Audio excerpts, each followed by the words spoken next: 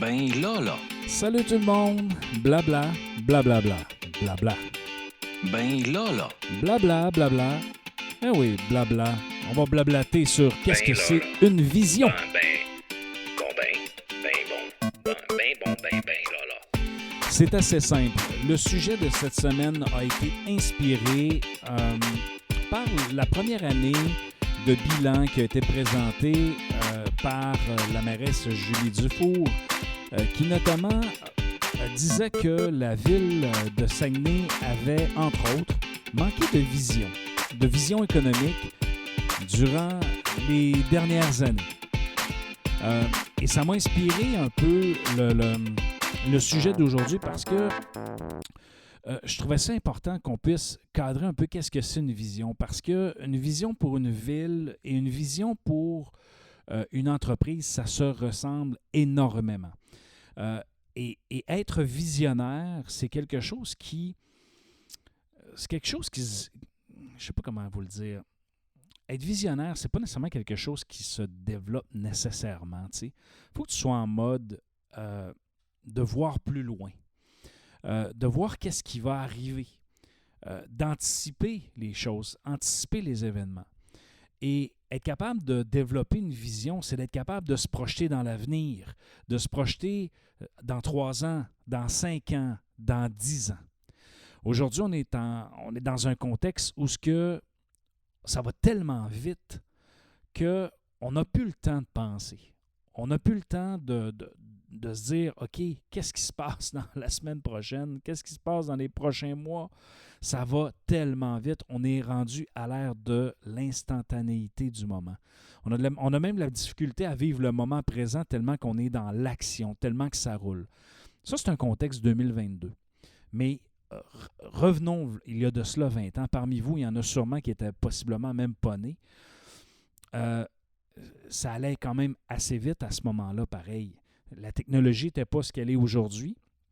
Cependant, on était capable de... Comment je pourrais dire ça? On était capable de vivre, mais aussi d'accélérer un peu la façon qu'on fonctionnait.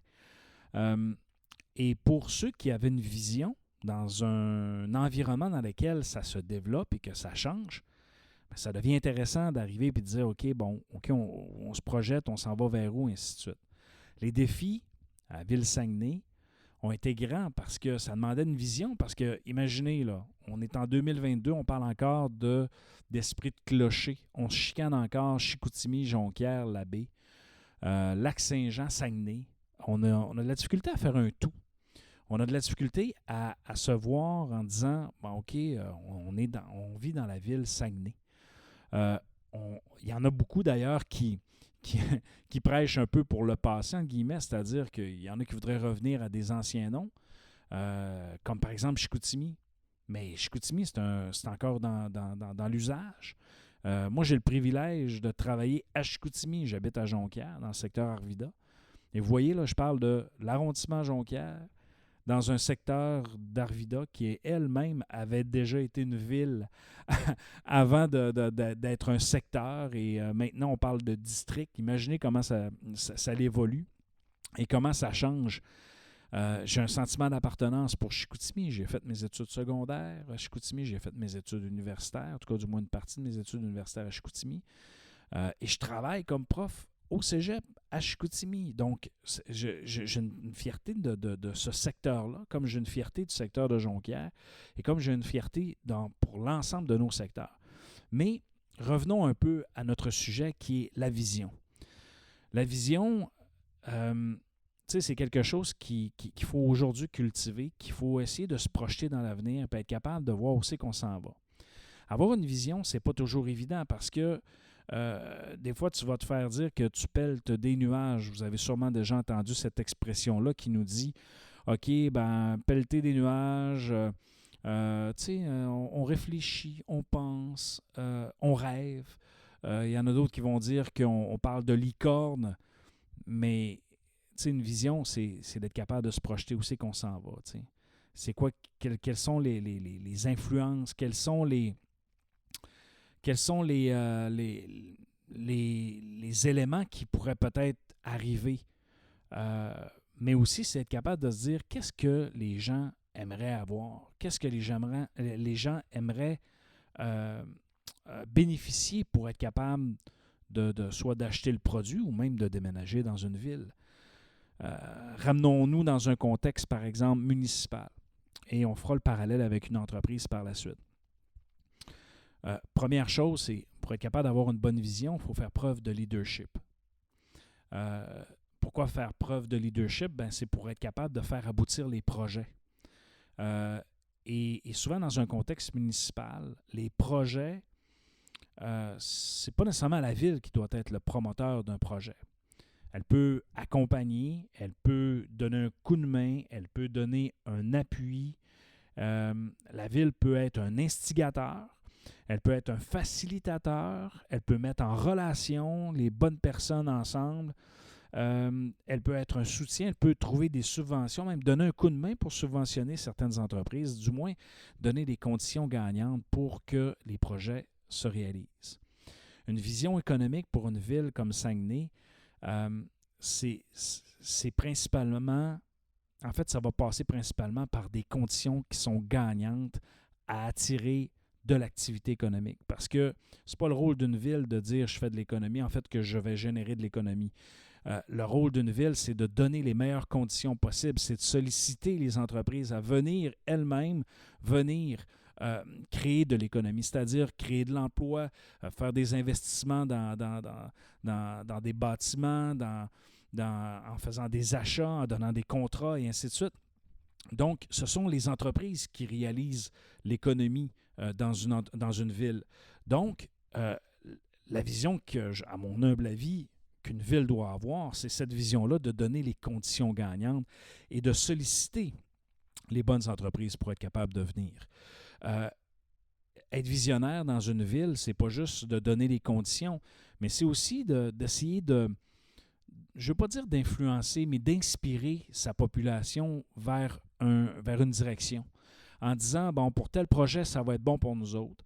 Et c'est sûr que je ne veux pas mettre en opposition l'économie, l'environnement et tout ça, parce que dans les dernières années, on l'a vu, on a assisté aux différents débats qui ont touché GNL Québec, un projet qui était économiquement extraordinaire, mais qui divisait quand même une certaine frange de la population.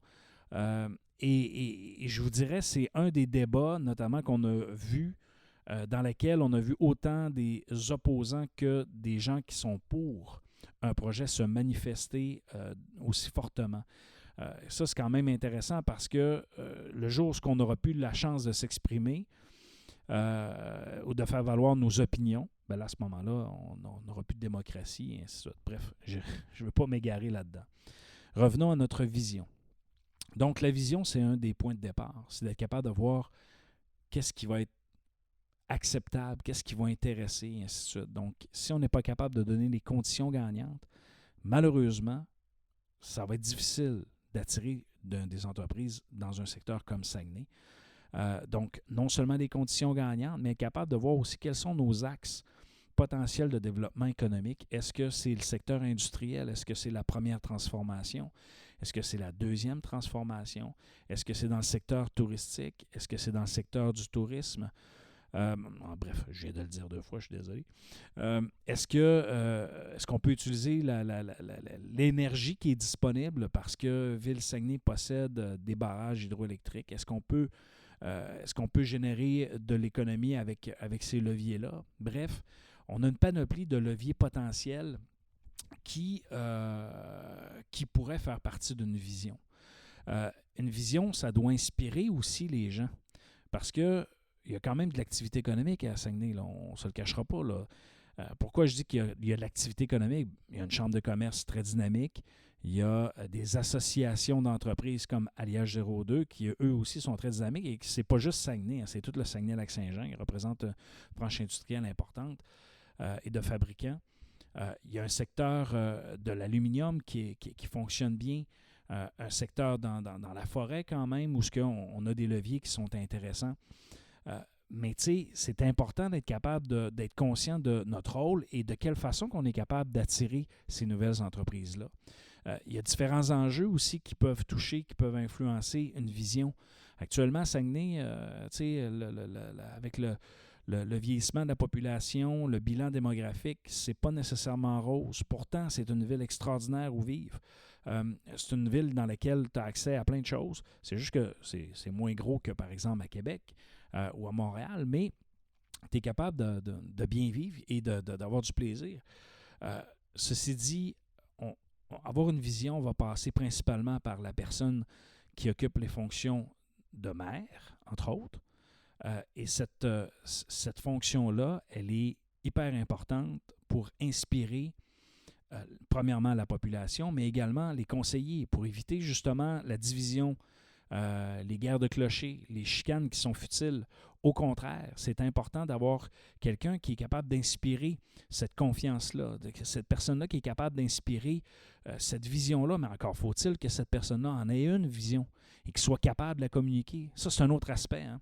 Tu peux avoir quelque chose dans ta tête, mais si tu n'es pas capable de le communiquer, si tu n'es pas capable d'exprimer ta vision que tu as pour ta ville ou pour ton entreprise, ben les gens ne comprendront pas.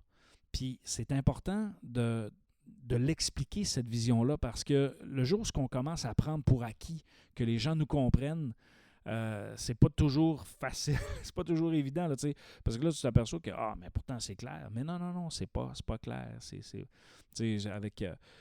Avec mes années d'enseignement, je le sais des fois quand je m'exprime et que c'est pas clair. Des fois même dans mes tournures, là. En tout cas, bref. Revenons, je m'égare un peu dans ce podcast. Revenons à notre fameuse vision et ce qui peut inspirer. Donc, la communication, être capable de dire, écoute, là, c'est cette vision-là que je veux avoir. Et d'essayer de faire adhérer les gens. Si les gens n'y adhèrent pas, bien là, je pense que c'est important d'être lucide aussi. Parce qu'une vision, oui, des fois, il faut être déterminé parce qu'on est convaincu de quelque chose. Et lorsque la vision, elle est convaincante auprès des gens, ben normalement, tu ne frapperas pas un mur. Par contre, si tu fais ta tête de cochon, tu n'écoutes pas non plus les gens et que tu ne t'ajustes pas, ben là, ça se pourrait que tu rentres dans un mur. Ce que je veux dire, c'est que lorsque tu exprimes ta vision, lorsque tu t'en parles de cette vision-là, de la direction que tu veux prendre, ben ça se pourrait qu'il y ait des gens qui disent « Attends un peu, il y a peut-être tel aspect » ou de tel aspect que tu n'as pas pensé. Et là, étant donné que cette vision-là, toi, tu te projettes dans l'avenir et que tu es capable de voir dans 3, 5, 10 ans, en tout cas, du moins, le modèle que tu veux et la direction que tu veux prendre, bien, utilise ce moment-là de challenge pour être capable de comment je peux dire ça, de répondre, mais aussi de t'auto-challenger toi-même, tu sais, sans te remettre en question, parce que ça prend de la ténacité pour maintenir une vision et pour l'amener jusqu'à terme. Quand Steve Jobs a travaillé en fait, dans toute son œuvre de Apple, notamment lorsqu'il a convaincu les maisons de disques à embarquer, en fait, avec une plateforme, avec iTunes, et dire, ben écoutez, les gens vont payer hein, pour être capable d'écouter de la musique, acheter de la musique en ligne. Il fallait être visionnaire. Et dans le livre, notamment, c'est tellement bien écrit, c'est tellement bien exprimé, dans lequel il les a convaincus, mais il avait une vision, mais aussi il y avait aussi une game économique, parce que l'industrie de la musique dans ces années-là était en crise à cause du téléchargement illégal. Les gens mettaient ça dans des fichiers MP3 et écoutaient ça en continu. Et bien sûr, c'est carrément du vol auprès des artistes. Il y avait une baisse de revenus pour les maisons de disques et pour les artistes. Et là, ben, il fallait qu'ils fassent quelque chose. Alors, Steve Jobs a dit, moi, j'ai une vision. Moi, j'ai quelque chose. Et cette vision-là, elle était super intéressante parce qu'il disait aux maisons de disques, ben, les gens vont payer, puis ils n'auront pas le choix parce que nous autres, on a un système fermé. Vous allez voir, les gens vont suivre. Et effectivement, les gens, qu'est-ce qu'ils ont fait? Ils ont suivi. Et aujourd'hui, en 2022, ben, l'écoute de la musique, elle est plus grande, plus diversifiée, et ça génère encore des revenus. C'est sûr que c'est plus la même chose que dans les années 70, dans les années 80, 90, et là, après ça, la décroissance est arrivée. Bref, cette vision-là, c'est important d'en avoir une, d'y tenir, d'être convaincant, de la communiquer, d'échanger là-dessus avec les gens. Peut-être se réajuster si on s'aperçoit que effectivement, on ne sait pas. En fait, on peut se challenger en quelque sorte là, si on n'est pas très, très, très convaincu. Mais si vous n'êtes pas convaincu, attendez d'être convaincu par rapport à votre vision avant de la communiquer parce que vous allez prendre une direction et si vous rechangez de direction, ça ne fait pas très crédible non plus. Donc, c'est important d'avoir une vision claire, une vision précise, savoir la communiquer, savoir où aller et aussi de prendre aussi un peu son temps avant de la définir. Mais de se laisser une porte quand même parce que l'humain peut commettre des erreurs.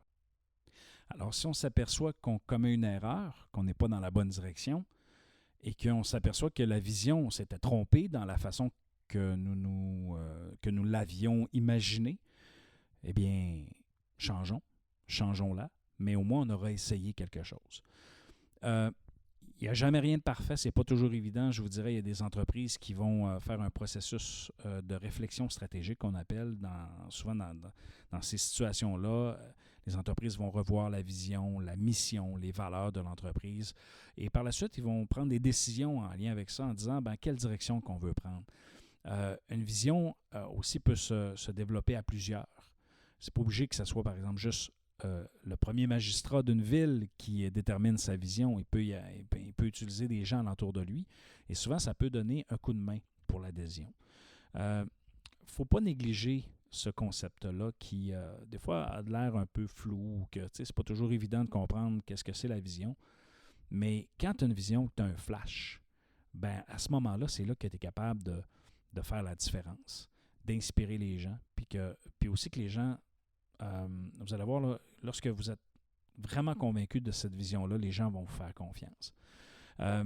Les entrepreneurs, ce sont des gens visionnaires. Ce sont des gens qui voient des produits ou des services, qui voient des opportunités, qui les décèlent et qui sont en mode action. Et que souvent, ces gens-là nous inspirent. Nous inspirent par leurs actions, par ce qu'ils développent. Et ça, ça fait toute une différence en bout de ligne dans la réalisation, dans le succès d'une entreprise.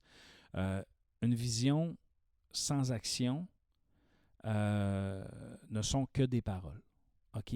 Donc, c'est important d'avoir cette vision-là, de la développer, qu'elle nous habite, mais aussi, il faut être en mode action. Donc, il faut bouger, il faut faire quelque chose. Tu sais, si tu es en mode action et que tu démontres que tu prends une direction, tu sais, c'est comme dire, moi, blablabla, la vision, un peu comme le thème d'aujourd'hui, et que je me lève jamais sur ma chaise pour marcher, pour faire le premier pas, le deuxième, le troisième, jamais je serai capable d'y arriver. C'est un peu le principe du marathon.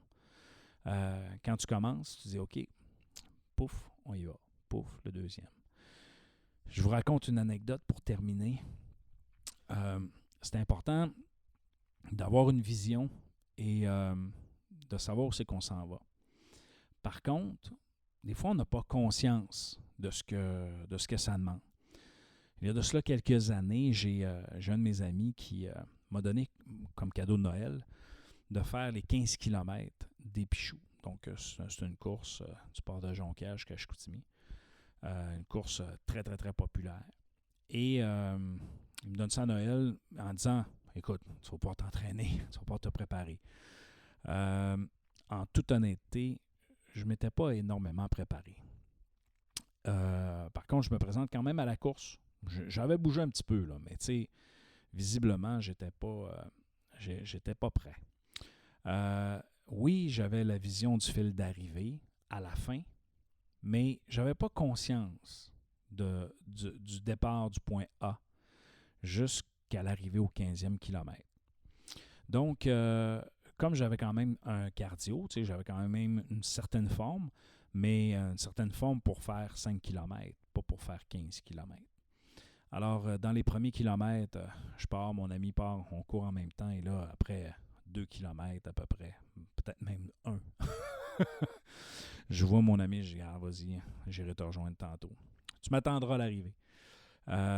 Et on court. Et là, tout d'un coup, veux pas, le rythme ralentit, et ainsi de suite.